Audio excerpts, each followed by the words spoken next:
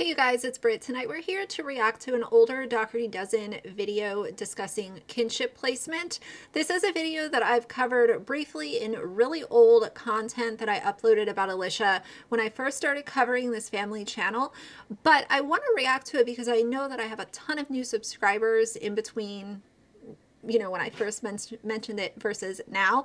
So I figured that I would react to parts of it with you guys and bring y'all up to current day, where we have her showing wrapping one of the kinship child's gifts and not calling her daughter for this specific video. This has a lot of people talking, and I figured that this would be an easy way to wrap up a video discussing kinship placement. So if you're interested, please keep watching.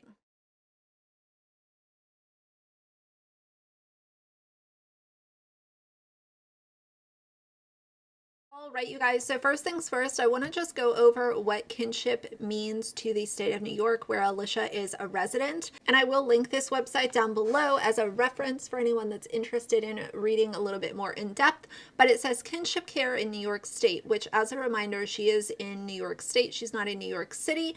And it goes on to say, kinship care refers to grandparents, other relatives, and even family friends who are caring for children. Most kinship caregivers are not foster parents and provide full-time care for children privately. And then it also continues by saying, for all kinship families in New York State, the Kinship Navigator provides information, referrals, and assistance via its website and toll-free telephone line. The Kinship Navigator provides information on a wide range of kinship topics, including national, state, and local resources and services for kinship families, federal and state laws about kinship care, financial assistance, grants for kinship families. So as this clearly outlines, Alicia is not considered a foster parent to these two, quote, bonus kids that she has. Now, if we refer back to her video that was published May 12th of 2022, she does this little life update. So, and I'm in my car because I am going to take you running errands with me today. However, we're going to play this at 1.5 times speed just to get through it in a little bit of an easier format. But she gives this family update, and this is shortly after she took the two, quote, bonus kids, as she has labeled them, into her home and under her care. Now, as we go through this video, I want you guys to kind of think of the negative impact that social media has had on these children, the people that are speculating on the mental health of these children, the way that Alicia has tried to buy their love and affection and give them things that their birth mother just couldn't give them because she's the savior that she is. oh, I really miss my PlayStation. She's like, I had a PlayStation, but then my mom sold it. She's like, I'm kind of a gamer girl. Like, okay, a PlayStation. See, now we're talking. Now you're thinking of things that you need. And she's like, yeah, but I wouldn't have anything to play it on because she doesn't have a TV. I'm like, okay, a TV. You want a PlayStation and a TV to play your PlayStation on. So let's just start from the top. It's only an 8-minute video, but we will get through it together. So let's go. I first wanted to do a family update vlog real quick because many of you are wondering, how did we have... Hold on, my hair is super frizzy. Dryer sheet hack. How did we have 10 kids and now all of a sudden we have 12 kids? And what's going on with our two bonus kids, and what does a bonus kid mean? So anyways, I wanted to answer those questions real quick. That's better. Before we run errands together. I never liked how she calls the kids bonus kids. Just call them kids. I don't understand why everything has to be a label. Everything has to be, oh, this is a storyline. Oh, this is a label. Oh, this kid has this, extra set of needs, so on and so forth. Say that these are kids that are staying with us. Whatever. So how did we end up with two extra kids? I think about a month ago, a little more, a childhood friend that I grew up with, her kids were needing to go into foster care. And could we take them instead of them going into foster care? And we weighed the pros and cons. And so from the top, we're starting with oversharing that this mother was in a position where she could not care for the kids herself. So they were having to be put into foster care until the savior Alicia swooped in to save the day. It's nobody's business that these kids were with their birth parent and had to possibly go into foster care. All of this, it's just oversharing from the very get-go. Like, I mean, it's a big, big, big decision to like add 2 more kids to your family when you already have 10 kids. And we talked about it as a family. We went over, I mean, we like debated, deliberated on it for a long time, to the point where the kids did go into foster care and they were miserable. So they were so miserable until Alicia, saved the day and bought them all a bunch of stuff that they did not need. But she's here to buy your love and affection as long as you can participate in cringy TikToks, and she can use your backstory for her own financial gain. Let's move on. We talked about it again. Like, is this something we can do? Can we handle 2 more kids? And the only reason that the main reason that we were saying no was because it would most likely negatively impact social media. Social media. How is this going to impact the influencer, mommy superstar that Alicia was on the path to become? How is it going to affect the dollar bills that she was seeing from that trajectory that she wanted to put her and her family on? It always comes down to content. It always comes down to, well, how are we going to make this content? Can we make this content? How can we make sure that we keep the money train rolling? Because I have a really unhealthy shopping habit that is put on full display in every single video that I put on my YouTube and TikTok. Everything comes down to content. So don't sit there and try to tell me that someone is doing this out of the kindness of their heart when the first thing that they say is the only con is how is it going to impact social media? I think Alicia is someone who is very self-centered, and when you kind of reflect on these older videos versus what has unfolded over the last 6 to 7 months, it really just makes her look like a complete egotistical exploiter of kids' stories. But she'll buy you some lollipops as a repayment for using your story for her financial gain. And it has. But we finally decided, like, that's stupid. That's a stupid reason to say no. Like, how is that? Instead of worrying about how it's going to impact her career on social media, let's talk about how it is going to negatively impact the kids that are on social media. The kids that cannot properly consent to be a part of her social media. Let's not talk about you and your money and your bank account and your, how many shopping trips you can do in a single week. Let's talk about how strangers gawking and Googling over your kids is going to negatively impact them and their mental health and their futures and their feelings and their friendships and their future relationships down the road. By being a part of such a chaotic family vlogging channel that is the Dougherty Dozen, how is it going to impact the kids? But again, we're worried about Alicia, her golden star, her fame, her clout, her attention. Fair to these kids. The whole reason we got into social media influencing, not even 2 years ago, was to spread the word about the need for more foster homes and the need for more adoptive homes for kids in foster care. So what she does is she talks about these foster kids and adopted kids because she knows that people will get overly invested in their stories, and she can keep people interested if she continues to overshare. So let's not act like this is just something that's like, oh, we really do this out of the goodness of our hearts, when it's made you an astronomical amount of money, and the money doesn't lie at the end of the day. And if the money wasn't a big deal, then half her content wouldn't be monetized, and we would also be seeing a lot more of giving back to the community. But instead, what we've seen is her cap closet donation space that she has in her house has now collected dust, and to my knowledge is not even fully functional any longer. And we see her just spending $60,000 on Christmas presents. Who are we to sit there and like talk the talk and not walk the walk? All because of we're social media influencers now, and we knew that it would have an impact on that.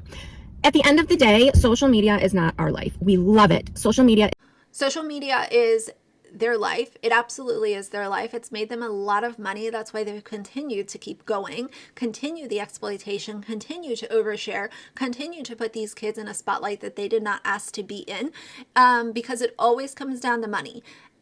She's saying it right here. She's saying it out of her own mouth. How is it going to impact me? How is it going to impact our social media influencer careers?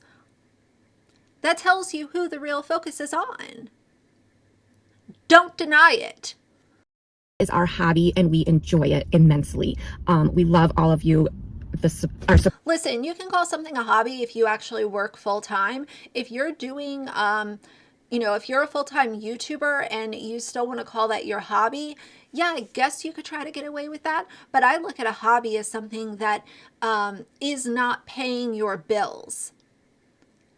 I look at a hobby as something that you might be able to get a second stream of income off of, but you have a full-time gig that you're focused on, and that's what actually pays your bills. Your hobby is either something that you don't get paid off of, or if you do, you make a smaller amount of money, but you're not chasing that money and willing to exploit your children in order to make more of it.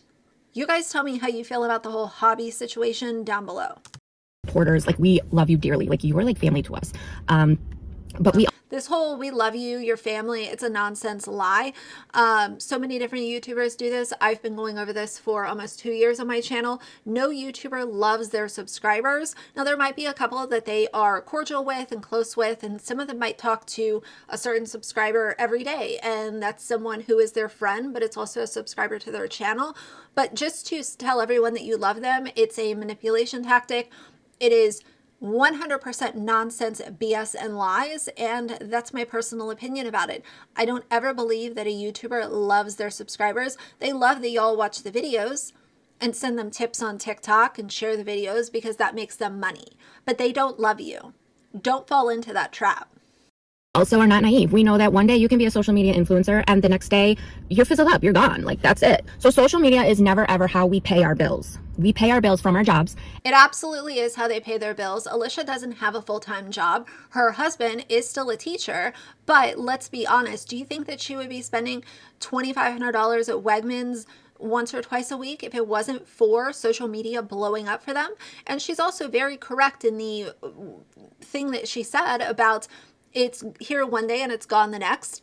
And I think that she's also seeing that now in real time here in late 2022, where her videos are not getting as many views because her followers and subscribers are sick of being flexed on. They're sick of seeing the overconsumption. They're sick of seeing the single-use plastics. They're sick of seeing children receive iPhones all the damn time. They're sick of being just having it so blatantly thrown in the face of these people who helped make your career. They made your channel, they made your job, they made you fit into this position of being able to call this your full-time job. You took advantage of it, and that's why her views are down. People are not here for it. They're here for genuine people who are really here to connect with the people that are watching their videos. And if you're here to flex on people and throw it all in their face, they're gonna check out unless they are very young, and that is what they consider entertainment. As far as any adults that are overly obsessed with watching kids, y'all know where I stand on that. I think it's creepy, weird, and a walking red flag. And Alicia has quite a few of those. And any money we make from social media is just extra. It's fun money. It's splurge money. It's the kids are spoiled money. So that's the, this money, I'm going to buy my kids affection. I'm going to buy them whatever it is that they want. And I'm also going to brag, months down the road that they don't need a job. They don't need to work because they are so spoiled, and Alicia is just making so much money by using their stories and putting them on social media. I cannot stand someone who is egotistical, arrogant, and full of pride. And I think that Alicia checks all of those boxes. That was when we said, yes, we can take on. We were like, that was stupid. Like, these kids can come, stay with us, have fun. Like, I mean, our house is fun. You've seen our house, right? Like, it's a fun house. No, you don't have a fun house. You have a house with no rules. You have a house where kids get whatever materialistic garbage that they want. and you try to buy their respect and admiration. But unfortunately, that's not going to work for a long term.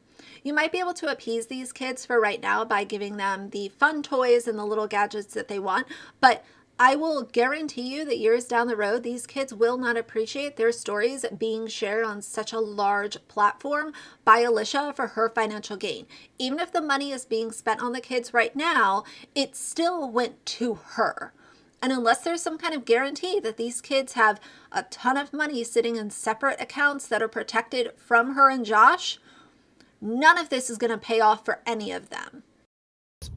And they moved. It was at first it was like 2 weeks. She has a house where she allows a 13-year-old boy to have a girlfriend. She has the kind of house where, there are no rules. Like, just kind of do what you want to do, like, because we're the fun house. You want to eat Oreos in your bed and have a lollipop for dessert, then that's fine. Do whatever you want to do. We're the fun house. It was like a temporary thing, not temporary, but they weren't sure what the permanent situation was going to be. So we were in like this interim influx phase, and we went to court this week to figure out like their next step.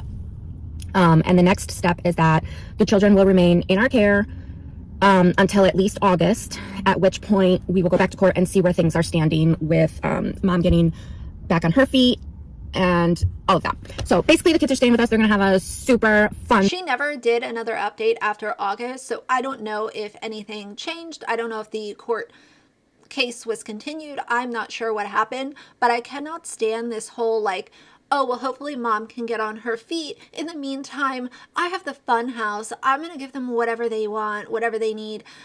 All of this is so artificial. It's such a fake way of trying to connect with two kids who might have come from a difficult situation. Just buying them a bunch of stuff and filling them with a bunch of junk food and sugar is not the safe space that these kids need.